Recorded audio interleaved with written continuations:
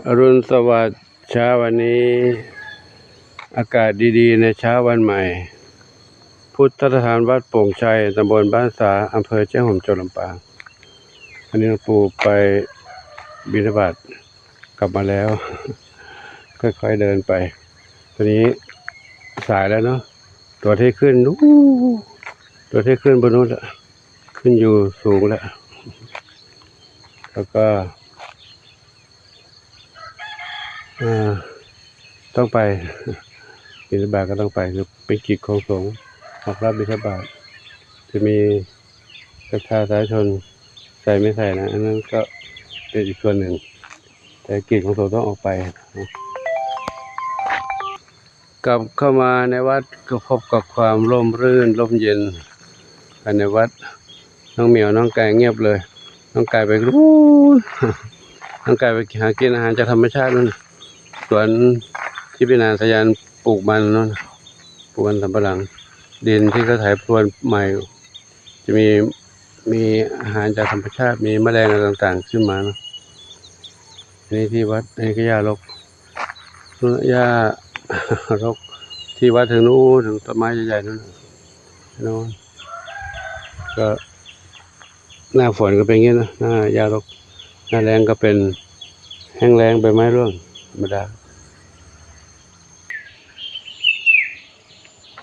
เข้ามาในวัดก็มีน้องเหมียวออกมาต้อนรับหลวงปู่อะไรนะบุญนำแพนด้า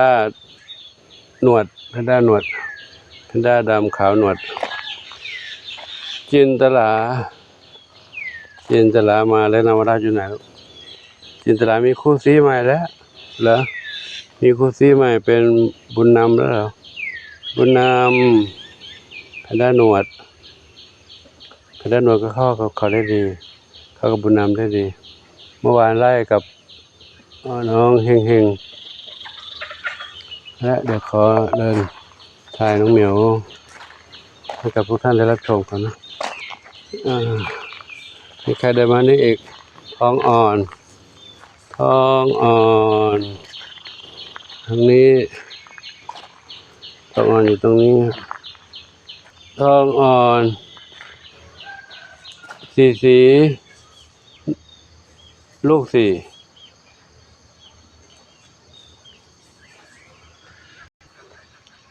นวรัตน์อยู่นี่แหละไม่เดินตามจินตลาเลยนวรัตน์จามจุลีอยู่นี่จามจุลีส้มขาวเล็กทรัพย์ทวีอยู่นี่นะนอนด้วยกันแล้วลูกเดินมาข้างหลังก่อนมาดูน้องหมาน้อยก่อนต้องค่อยๆไปเดี๋ยวเขาตื่นวิ่งจุด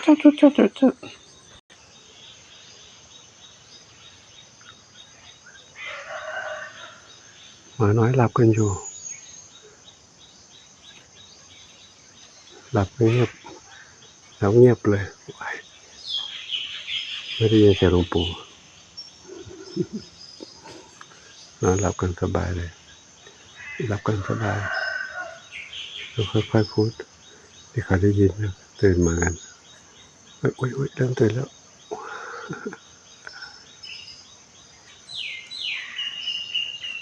ตื่นหลับต่อ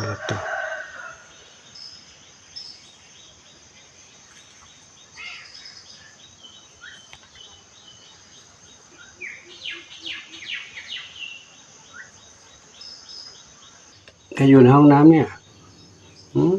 สีสุดาเฝ้าห้องน้ำเหรอเฝ้าห้องน้ำเข้ามาในบ้านแล้วพบน้องแมวที่อยู่ตรงนี้บ้างนี่น้องขวัญจิตส้มขาวใหญ่มีสุขหนึ่งเดียวใครอยู่ข้างบนนั้นใครอยู่ข้างบนนี้ลูกบุญสมอยู่ตรงนี้สุพรรณษาอยู่ตรงนั้นปุยฝ้ายอยู่ข้างล่างนี้ปุยฝ้ายน้ำเพชรอยู่บนนั้น กินอาหารกันหมดไม่รู้กลัวอาหารบรออาหารใส่ไว้ให้หนูกินนะใส่ไว้ในถาดกินกันไม่หมดเนาะนี่น้องเจดีกับไข่ขาวเทาเจดีขาวเทาอันนี้ทองเล็กหนึ่งเดียวนี่ไข่น้องมนชัยนี่นะ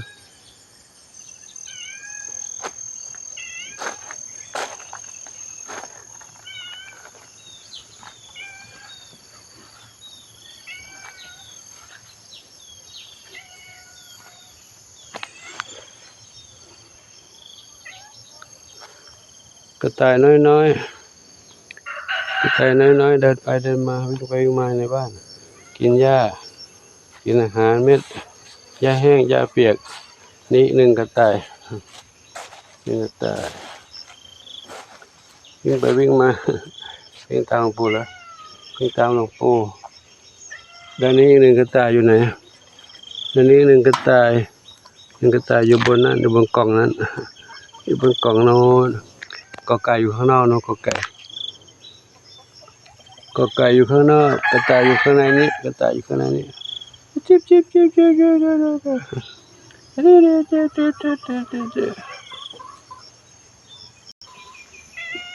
ใครร้องเงี้ยทุกวันไม่ร้องวันนี้ทำไมร้อง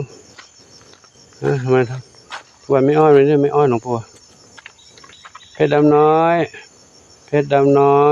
ดำเล็กหางกวัก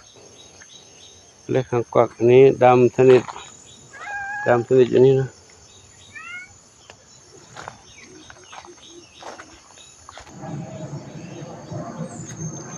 หนึ่งเดียวเท่าเล็กเสียงเครื่องบินดูเครื่องบินหน่อยดิเครื่องบินมาเนาะบินกันเลยวัดโป่งใจมีเครื่องบินวิ่งผ่านเนาะเครื่องบินผ่านสายการบินผ่านไปไหนรู้เครื่องบินใหญ่เลย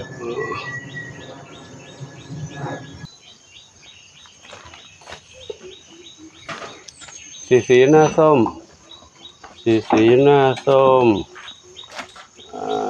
ชวนฝันใหญ่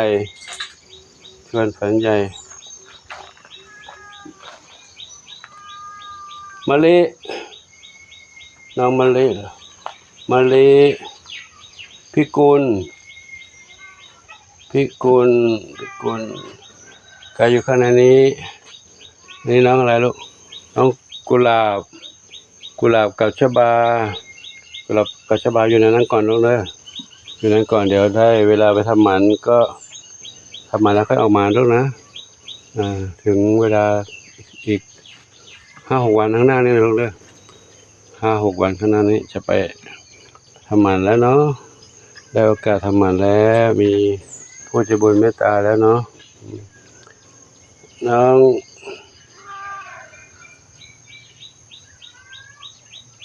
นั้นทำแล้วน้องมะลิทำแล้วมะลิกับน้อง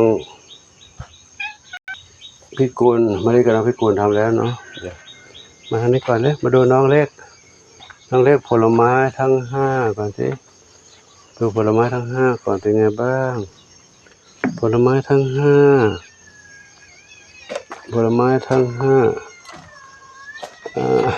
ลองแอวแล้วเป็นไงบ้างโอ้กินหาหมดไหม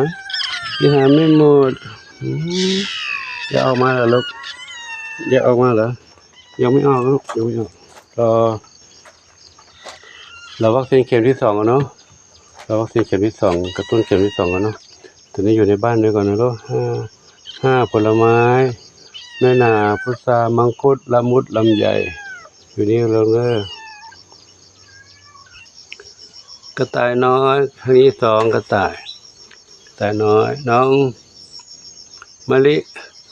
เล่นกับกระต่ายน้อยเหรอมะลิเล่นกับกระต่ายน้อยสนใจกระต่ายน้อยเลยจะเข้าไปเล่นด้วยแล้วหลวงปู่ขอนำภาพนี้ให้ทุกคนทุกท่านได้รับชมกันไว้ประมาณนี้ก่อนเนาะวันนี้ก็อาการก็ ไม่ได้บอกไงดีนะผู้สูงอายุแล้วนะสูงวัยก็ประมาณนี้แหละก็ต้องยอมรับสภาพแห่งสังขารร่วงโรยลาเป็นธรรมดานะถ้าเรายังมีพละกำลังก็ทำได้เยอะถ้าไม่มีกำลังหรือกำลังลดถอยลงไปสังขารโรยลาลงไปก็ต้องประคองไปนะประคองไปดูแลเรื่องสุขภาพพลานามัยตามสังขารที่ร่วงโรยลาไปทุกวันก็เป็นอย่างนี้แหละทุกคนก็เป็นเหมือนกันนะไม่ใช่ว่าใครไม่เป็นถึงเวลาแห่งสังขารก็ต้องมีอ่อนล้าอ่อนแรงธรรมดาหลวงปู่ก็ยังเป็นเช่นเดิมคือปวดท้ายทอยปวดขมับข้างเดียวขึ้นข้างบนกลางหัวและลงมาที่สะโพกบั้นเอว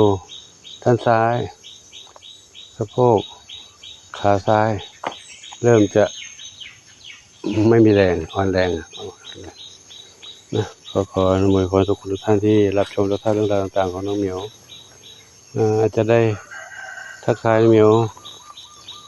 ครบบ้างไม่ครบบ้างก็ไม่เป็นไรนะเขาก็อยู่ด้วยกันกับเนี่ยธรรมชาติแบบนี้แหละอยู่ที่นี่ด้วยความสามัคคีกันดีนะครับก็อนุโมทนากับทุกท่านที่มีเมตตาต่อน้องเหมียว